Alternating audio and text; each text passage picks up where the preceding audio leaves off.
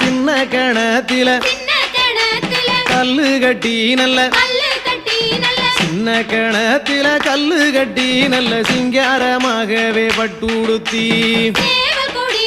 சேவல் கொடியுடன் சுப்பிரமணியரும்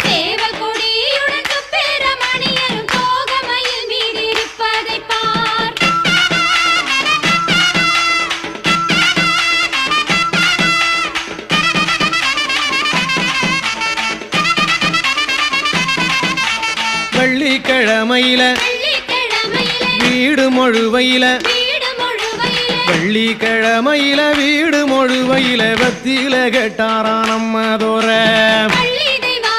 வள்ளி தெய்வானைய இடது போறான் வச்சு